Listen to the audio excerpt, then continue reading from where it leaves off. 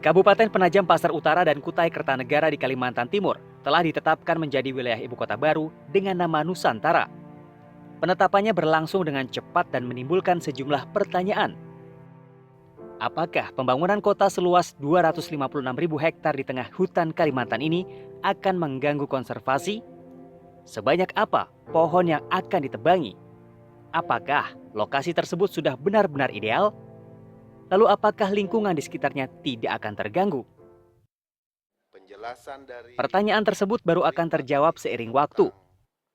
Namun, kajian lingkungan hidup strategis yang dilakukan pemerintah terhadap wilayah ibu kota baru sejatinya telah menemukan 4 masalah utama. Pertama, masalah keterbatasan suplai air baku atau air bersih. Kedua, wilayah ibu kota Nusantara dan sekitarnya merupakan habitat dan ruang jelajah sejumlah spesies seperti orangutan, bekantan, beruang madu, pesut, juga dugong.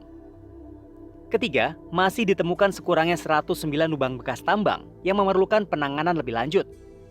Keempat, Kalimantan Timur memiliki ecological footprint atau jejak ekologi yang tinggi di Kalimantan sehingga pembangunan kota baru mengancam kelestarian ekologis. Namun temuan ini tidak menghambat atau mengurungkan pembangunan ibu kota baru di lokasi tersebut. Undang-undang ibu kota baru justru disahkan dengan pembahasan yang relatif singkat, tidak sampai 2 bulan sejak pansus dibentuk. Ini isi kajian lingkungan hidup strategisnya menunjukkan masalah banyak, tapi kemudian substansi rekomendasinya justru tetap mengiyakan. Sehingga jadi tidak match. Kritik kita terhadap KLHS adalah banyaknya dampak dan data yang disediakan dalam kajian lingkungan hidup strategis itu kemudian tidak diikuti dengan pertimbangan yang baik. Belum lagi sebenarnya pertanyaannya apakah undang-undang kota negara yang kemarin disahkan itu sudah melalui proses meaningful participation. Pemerintah tidak menyangkal mengenai potensi risiko lingkungan yang akan dihadapi ibu kota Nusantara. Faktor-faktor atau potensi bencana seperti amblasan tanah, banjir, cuaca ekstrim, gempa bumi, kebakaran hutan, lahan kering, tanah longsor, epidemi dan wabah penyakit diklaim telah menjadi bahan pertimbangan dalam pembangunan kawasan ibu kota baru. Menurut pemerintah, hal tersebut sudah tercantum dalam penguatan kebijakan kelembagaan pengkajian risiko sebagai langkah mitigasi dengan studi yang cukup dan layak.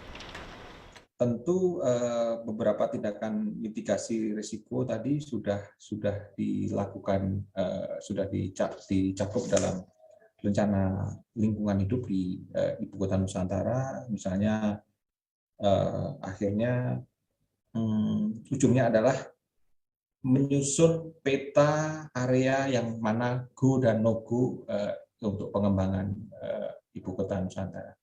Kami pemerintah tentu meyakini bahwa studi-studi yang sudah dilakukan itu sudah memadai, memastikan bahwa apa yang diputuskan oleh pemerintah dan DPR untuk memindahkan ibu kota negara ke ibu kota Nusantara di Kalimantan Timur adalah pilihan yang paling tepat untuk menjawab tantangan ke depan.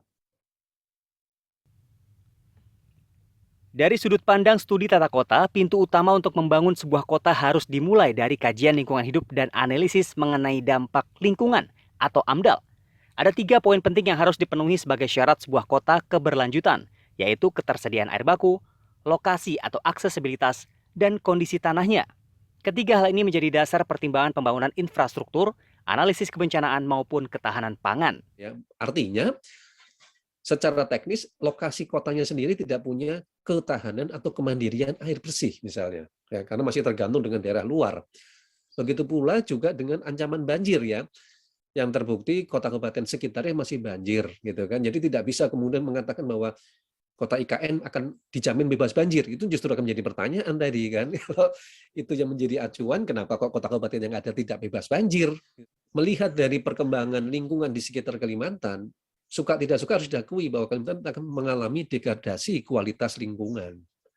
Nah, ini yang harusnya menjadi perhatian, jangan sampai hanya fokus di IKN yang ramah lingkungan, yang istilahnya berkelanjutan, sementara kota kabupaten yang ada di sekitar IKN bahkan di Kalimantan tengah menuju ke bunuh diri ekologis misalnya. Ya, ini yang menurut saya harus menjadi komitmen serius dari pemerintah pusat. Ibu kota Nusantara digadang memiliki konsep Green, Smart, and Sustainable City dengan mengusung ide kota rimba atau Forest City. Apapun rencana pemerintah, pendapat pakar dan para ahli mengenai dampak lingkungan dan potensi risikonya tidak boleh diabaikan sebagai pertimbangan dalam setiap keputusan. Membangun sebuah kota bukan hanya soal infrastruktur, bangunan, dan kemegahannya saja, tapi juga soal manusia, alam, dan lingkungan di sekitarnya. Yogi Tujuliarto, Edwin Arman, Jakarta.